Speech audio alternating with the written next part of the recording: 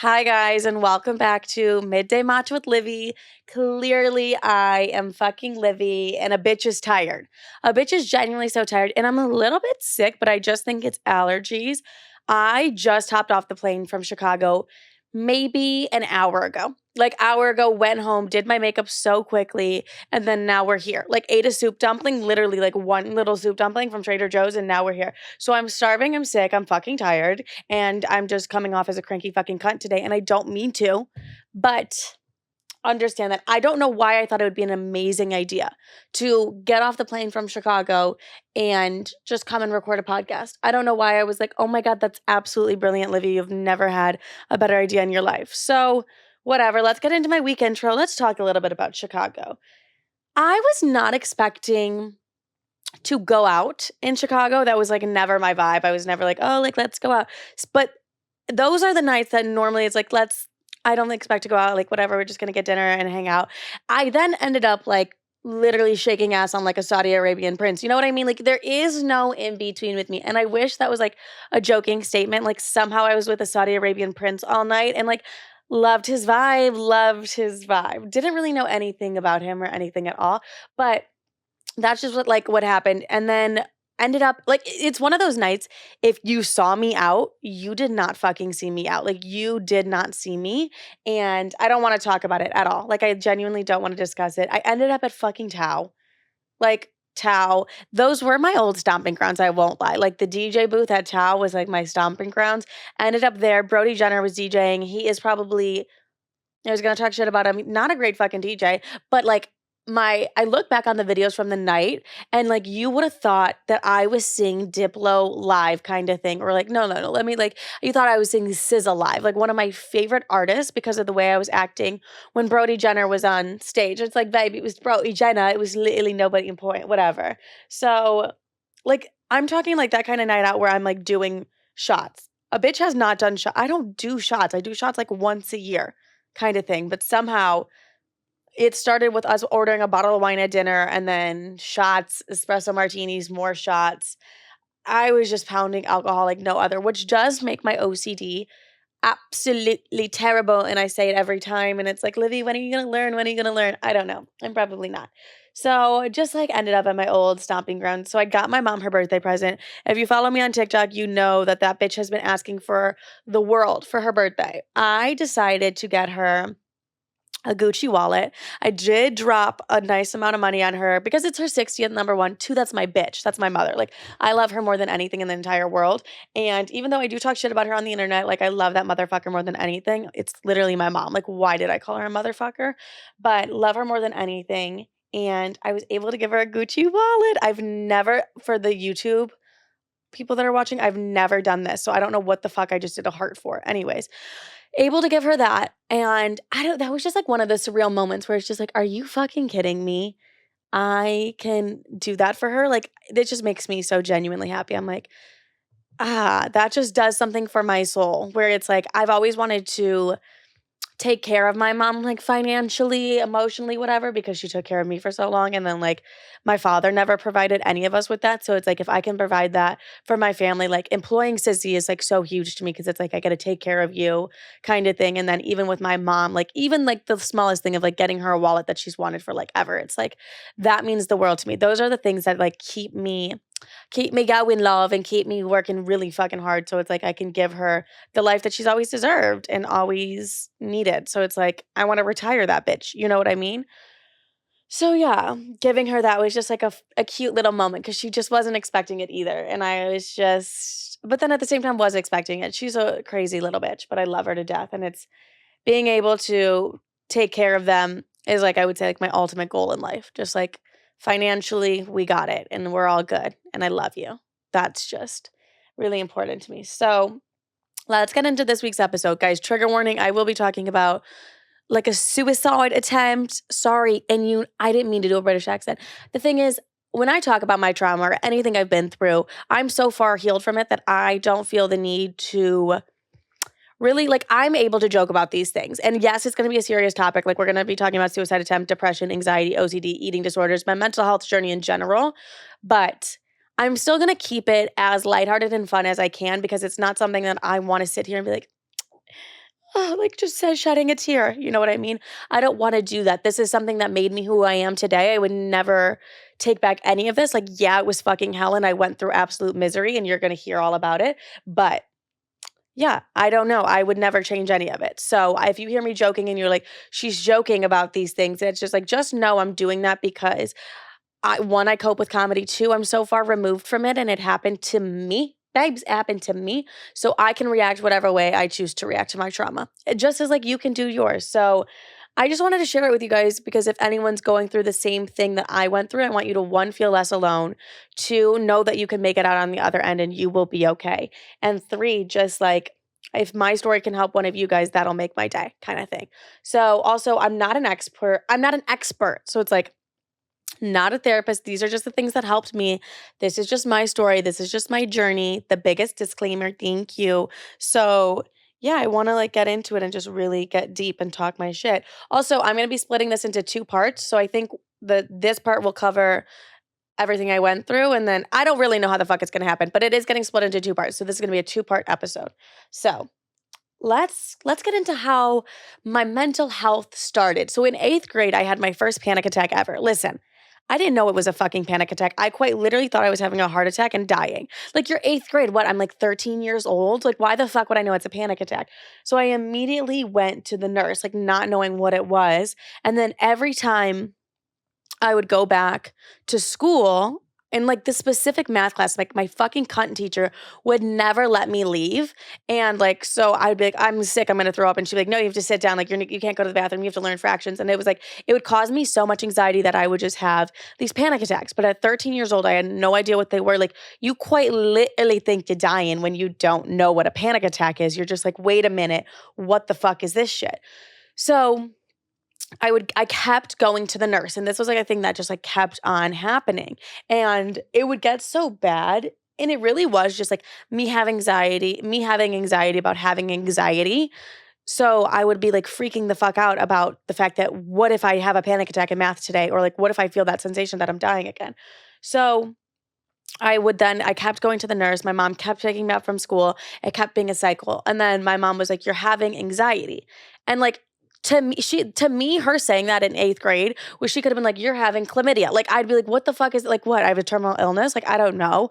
And like, I just didn't understand what anxiety was. And I don't think any 8th grader at the time that I was in 8th grade would know what the fuck anxiety was, but I did have to go to a treatment program. So I went to like an outpatient treatment program where, cause I like was so anxious to go to school and like I would stop going to school.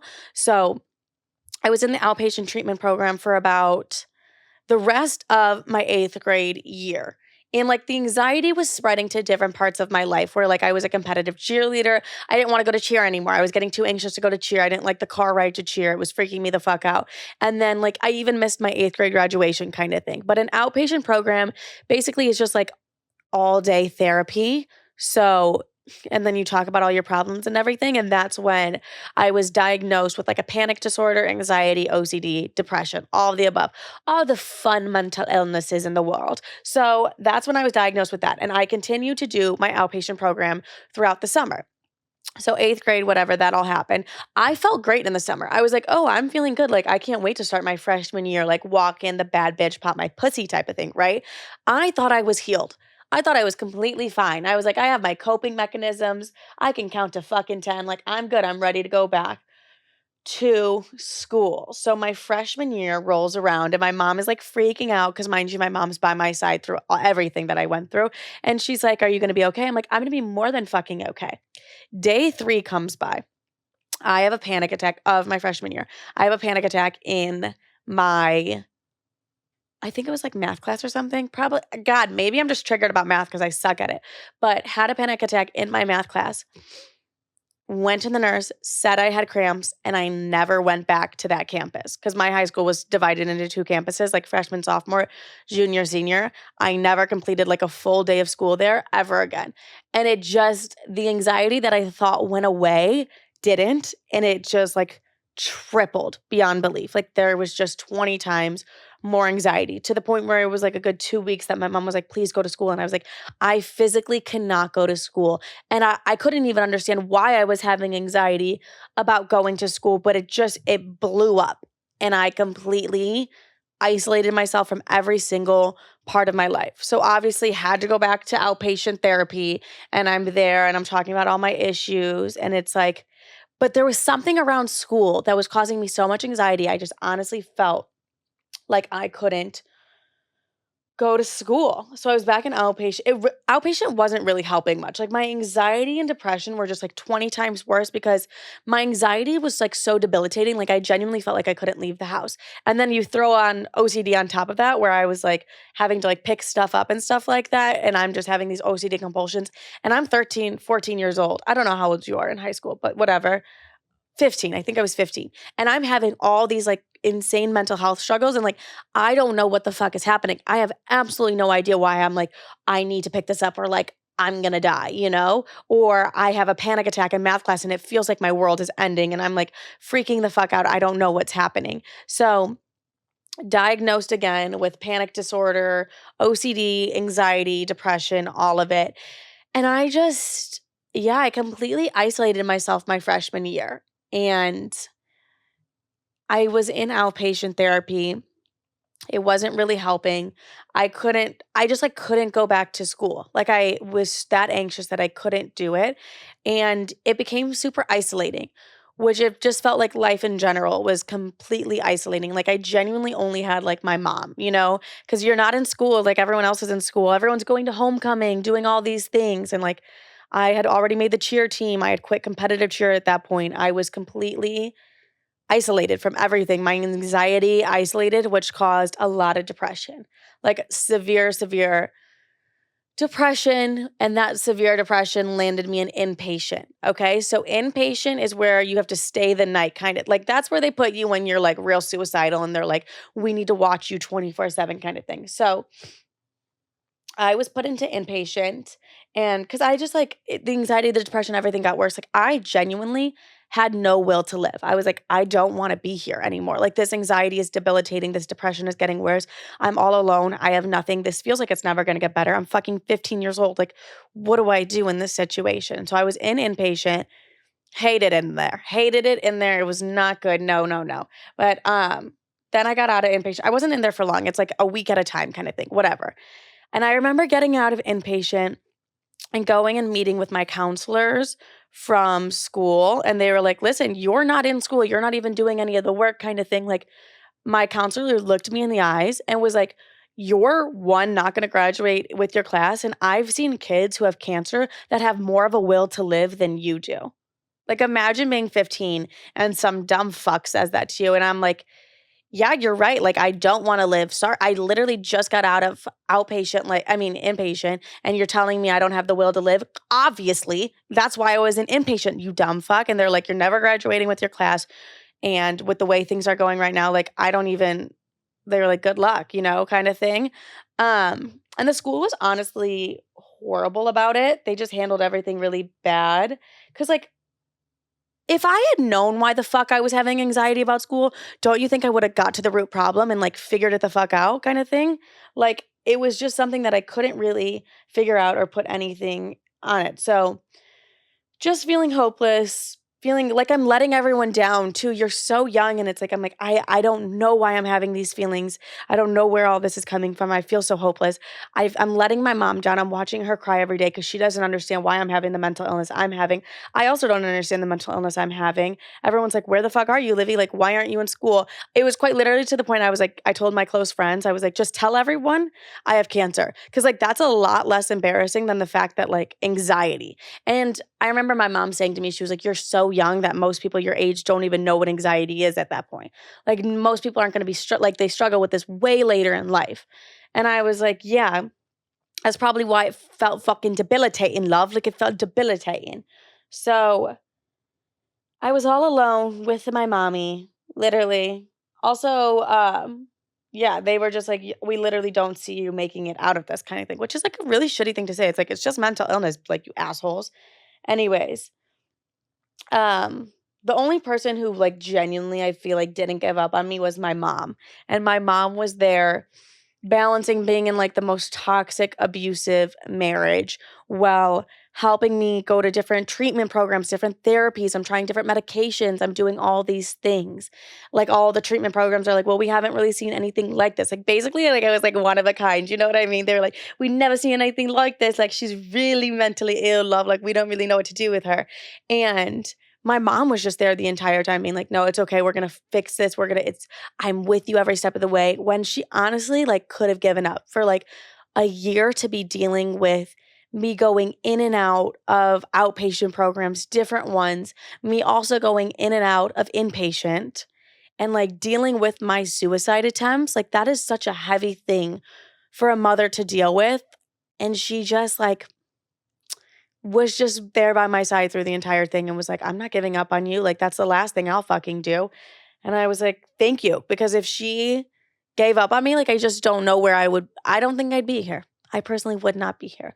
So that leads me into my second suicide attempt. It was just at the point where I just felt so hopeless and so low. And then I was put in inpatient again, obviously, because if you attempt, they're like, bitch, get an inpatient. I actually low-key loved this inpatient. It like wasn't that bad, kind of fun, which is like not really something that should be like fun. But I was surrounded by people who I felt like understood what I was going through. Because for the first time in my life, I was around people that were like, "Oh wait, I'm going through the same thing as you, like this anxiety, this depression. I get what you're saying. I get where you're coming from." And I was like, "Okay, this feels good to be around people who actually get what the fuck I'm going through." Because I just felt like an absolute psychopath. But to get that low where you want to take your life, I think is a really scary place to be. And yeah, like I just remember feeling that hopeless and feeling like I was never going to get better. And I was just disappointing everybody. And mind you, all those things were in my head. Like that's a huge quote that I love is your anxiety's lying to you. It's like my anxiety was fully lying to me. And yeah, it was just I hate to like look back and be like I was that low at that point that I really just like didn't want to be here. I like genuinely feel like I got a second opportunity at life, I would say, in the sense of like making life gorgeous and beautiful because I mean when you try and take it and it doesn't work, there's a reason that you're still here. So, yeah. And like I genuinely anyone that feels that low or is at that point like reach out for help do something before you get there because it's just this world is beautiful. And I know mental illness is hard and it feels like debilitating, but I genuinely think that you can get through it. And the reason I'm saying that is because, like, bitch, I've been there. Like, I was at that same exact point where I was like, I can't do it anymore. Like, I'm ready. I gotta, whatever. And, like, I'm glad it didn't happen because now I'm here. And we'll get into my whole, like, how I got here, all these things, everything like that. But yeah, I didn't want to live. And that was that. I just felt so fucked up. Like, I would never get better. Couldn't leave my house. And you're watching, mind you, Instagram was a thing at this point. I'm watching all my friends live such an amazing life, which obviously made the depression worse. Like, that's just not good. But within my freshman year, I was in like 4 different treatment programs. I saw 17 therapists. To be fair, I hated every therapist. Like I was just a fucking bitch to every single therapist because I was just like, fuck you. I hate this. I don't know why I'm feeling the way I'm feeling. And you're just asking me why I'm feeling the way I'm feeling. Bitch, I don't fucking know. If I knew, don't you think I wouldn't be here? Obviously. So yeah, like nobody could cure me. That was the big thing. Like nobody could cure me. They couldn't figure out what was wrong with me. And then when you're hearing that, you're like, okay, what the fuck? Like this is a little bit like, what is wrong with me that like nobody can fucking cure me? Like this is insane. So my sophomore year, I remember this vividly. I remember I was like sitting on my couch and I found SNL clips. And I was like, okay, this is like my freshman year summer going into my sophomore year of high school. And like, mind you, still wasn't in school, was doing like the work from home kind of thing, like doing my schoolwork from home. But I was watching these SNL clips. I found these SNL clips and I specifically found like acting clips of like Jennifer Lawrence. And I, for some reason, just fell in love with it. And I was like, this is like so amazing. Like, I want to do this. I love comedy. Like, I want to do this. So to be 15 years old, 16 at this point, and I just find these comedy clips and I'm like, wait a minute, I like fucking love this. Like, and I felt excited for the first time within like 2 years of my life. I was like, I'm excited to wake up and watch these like SNL clips. I'm excited to wake up, watch like Jennifer Lawrence in a new movie and like watch these comedy clips, watch Chelsea Handler kind of thing. I was like, I'm excited. And that was the first time that I had felt excitement in 2 years. Like it was the only thing that brought me a little bit of joy. And for some reason, I was like, I want to do this. Like, this is what I want to do with my life, which is a huge thing for a child who can't get the fuck out of bed to say, to be like, oh, wait a minute. Like, I want to do this. Like, this is exactly what I want to do. It's like, you want to perform in front of millions? Bitch, go to school first kind of thing. Like, get the fuck up and go to school. So my sophomore year, I found those clips and I was kind of over everyone doubting me. Like, I had to sit in so many meetings of like my teachers and like my principals just being like, we don't know what to do with, like, good fucking luck with this one. Like, we don't know what to do with her. Like, nothing's gonna cure her. Like, to the point where I'd walk out of the meetings and be like, I'm fucking done. Like, I don't know what's wrong with me. You don't know what's wrong with me. So why are we sitting here and having a conversation about this dumb shit? Like, are you gonna fix me? No. So get the fuck out of my way. So I had to go to a therapeutic day school, which is like a very small school. And like, you could go outside for walks whenever you're feeling anxious, like little things. Like I had to be reintroduced into society because I was out of it for so long. So I was like, I'm over. And I was like, you know what? I'm ready to go to the therapeutic day school. Like I'm ready to do this because one, I'm so sick and fucking tired of these counselors, these teachers, these dumb fucks saying that I'm not even going to live another year. Like, I'm not going to make it to 18 years old. And I'm not going to, like, all these things. And, like, the school, like I said, handled it really horribly. Certain members of the school, because I will say when I did go back to my home school, surprise, the bitch makes it back to school. But I did have amazing people that helped me get through that transition. But therapeutic day school, literally like 5 kids per class. They're really in touch with your emotions, all those things, anxiety. And I hated it. I hated every fucking minute of the therapeutic day school. I was like, oh God, just get me. And I think because I hated therapeutic day school so much, I was like, just get me back to fucking regular school, like my home school. I think, and my mom was like, are you serious? And I was like, yeah, I want to try it out because like I hate this therapeutic day school so much. So it just gave me the motivation kind of to go back to school. Also, like I still had that comedy in the back of my head. Like I still want to do that. Like it's bringing me joy. It's making me happy. Like every day I'm coming home from school, I'm watching those clips. I'm like going to the therapeutic day school. Like I'm going to be on that stage one day or like I'm going to do comedy one day. And it's like, okay, bitch, go back to normal school. Get out of therapeutic day school before you do all those things. So I do say I hated it there just because it wasn't really my vibe. You're like, what does that even mean? I mean, a therapeutic day school is just exhausting and draining in general.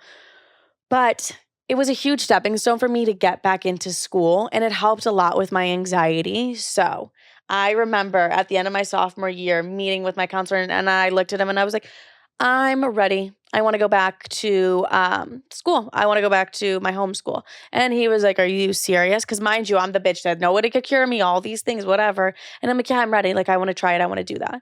And I know I'm making it sound like comedy cured me. I would just say the motivation of comedy was just something that was like giving me joy that I was really holding on to, as well as, bitch, 4 different treatment programs. Like I have a list of tools to help me get through this anxiety and shit like that. So I was doing that. But yeah, I also, because I wasn't really on medication. My mom was so against medication. So I was only on medication here and there. And now I like have control over my own life, and a bitch will be medicated when a bitch needs to be medicated. But completely understood my mom's reasoning for not wanting to do it. Like complete, because they wanted to put me on like beta blockers at like 16. And it's like, wait, what the fuck? So I remember looking at my counselor and being like, yeah, like put me in ceramics. I want to go back for at least 1 period a day. Imagine the surprise of everyone in my grade who probably thought I died just being like, wait, she's back? Like, what do you mean she's back? Because I just really just like popped the fuck out of nowhere and was just sitting in ceramics class in the middle of like school one day. Like it was like the end of like the trimester or whatever. And I'm just popping up in the middle of ceramics. It wasn't even a credited class for me. It was just more for me to get back in the building. They just wanted to see me in the building. Everyone was like, wait, what? Like, what is Livi doing here? And I'm just sitting there like, hi, hello, everybody. How are we? They're like, bitch, we thought you had cancer. All your friends told us you had cancer. What are you doing here? And I'm like, I'm back. And they were like, where were you? And I was like, oh, I just like took some time off of school. Like I was just lying. I was saying absolutely anything just so I didn't have to be like, oh, I was in the mental hospital. I was in the psych ward, you know? I was just doing that thing. So, yeah, I went back to normal school. It was really an adjustment for everyone to be like, what is Livy doing here? Like, what the absolute fuck? Like, I was the talk of the town, and I was like, hey, how are we all doing? Like, how is everyone? I'm back. And it was really just something like so fucking weird, but I was like determined to get back to school. So I knew I was like, I am not going to the therapeutic day school anymore. Like my junior year of high school, absolutely fucking not. I was like, I kind of just really gripped life by the balls. And I was like, I know what I want right now. And I don't want this anxiety to control my life anymore. I don't want all these things. And that is like, it's not like I just like woke up one day and I was like, I just like don't want to do that. It's like, no, I was on a medication that was helping me. I was on all these things. I also, before I went back my junior year, I had a full plan put in place where if I needed to leave class at any time, I could go and be with my cheer coach, who like my cheer coach, it was also a teacher at the school and was like 100% the reason I was able to be back in school and so successful with it too. And I'm so grateful for her. And I literally love her so much. She knows exactly who the fuck she is. And like none of this would have been possible without her. Cause I realized the problem was I was having anxiety about having anxiety at school and feeling trapped. And it all went back to 8th grade, that one teacher like not letting me leave the classroom when I was visibly having panic attacks. And I just felt like so overwhelmed by my anxiety. And it was just that. And once I like figured that out, like the root of the anxiety, I was able to control it a little bit more and I was able to understand my triggers more. Cause like back then, honestly, there wasn't that much. Like mental health was not talked about the way it's talked about now. Like I feel like it's so much easier to hear about people's struggles and stuff like that. I genuinely felt like a black sheep. I was like, babe, what the fuck is happening? Like, what is this? What is wrong with me? So I had that plan put in place and bitch, trust me, I used it. I'd be like, I need to go see my cheer coach. And they'd be like, okay, go right ahead. Like, go right ahead. It almost was to the point where like I loved hanging out with her so much that I would just be there like all the fucking time. And she's like, okay, you actually have to go to class and learn. I was like, no, but we're having too much fun. And she's like, I know we're having the best time. Like, just stay a little longer. So I was back in school my junior year, back on my cheer team, back on my competitive cheer team. And then I tried out for improv. I took an improv class and improv is a part of comedy. So I was randomly placed into it, which is like the weirdest thing ever. Mind you, I'm still like fucking loving my SNL clips. I like genuinely feel like that really helped me get through a lot of it. Was just like the hope of like, wait, I want to do this one day. Like I actually saw a future for myself and I had hope for the first time. I was like, I need to chase this feeling, whatever this is. If I can grab onto this, I will be able to like keep going. So I was randomly placed into an improv class because I needed to get my credits done. Oh, and I was doing summer school at the time. So I was getting all these credits in because I really wanted just to have a big fuck you to my counselor who was like, good luck making it to 18, babe. And like, good luck even graduating with your class. I was like, no, I'm going to work my fucking ass off to prove this dumb fuck wrong. That is exactly what I'm going to do. But as soon as I went to North Campus is what it's called, I feel like when my junior, senior year, that team around me, like those teachers, those like my cheer coaches specifically, like both of them were the most amazing people and helped me so much with my anxiety. Everyone else from that fucking school was absolutely horrible. That's just that. Anyways, and like if you know where I went to school, you know where I went to school. But yeah, where was I? Got back into my competitive, tried out, did my improv class, loved it so much. And I was like, wait a second, I want to try out for the improv show. Literally, babe, sweating in my boots, shaking in my boots. I'm 16 years old. I'm back in school for the first time. 3 months in, I'm like, I'm trying out for improv. My mom's like, what the fuck? Whose child is this? Because you were just bedridden for like a year and a half and now you're here. And I'm like, yeah, what's up? What's good, bitch? So I tried out for improv and I made it. And I genuinely loved improv. And then I was like rehearsing every day before going back rehearsing every day for the improv show.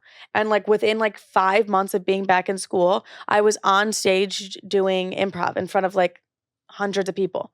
Everyone was like, wait a second, this is the bitch that like literally wouldn't get out of bed. And I'm like, fuck all of you dumb fucks. So I was in improv and that's what led me to Second City, which is like a comedy school for training comedy. And so that's what led me there. Improv, doing that. I'm still doing competitive cheer. And yeah, I just really, joined improv. But then like everything did feel good. I was like going back into society. Like I was back with my friends that I hadn't seen in so long. I was cheering. I was on improv. I was living my best life. I was being a little whore. Like I was doing so much. I was literally sneaking boys into my bedroom at night kind of thing. I was like, I have a lot of years. Like I missed my entire freshman fucking year and sophomore basically. I have some catching up to do, okay? I'm like a late bloomer at this point. I need to like somebody to fuck me. No. So my junior year was also the first time that I was SA'd, sexually assaulted for the first time. And that is I just remember being like, wait a second. Like dealing with sexual assault in general is this whole other topic, which like you guys have, if you've listened to the podcast before, you know I've talked about it a million times, but to have gone through everything I went through with mental health and depression, anxiety, all these things, to then be sexually assaulted and not understand what the fuck had just happened to me, besides an immense amount of guilt and like sickness and feeling just like horrible. Cause that's the only way that I could really put that when I talk about sexual assault. And if you've experienced it, unfortunately, you know the feeling I'm talking about.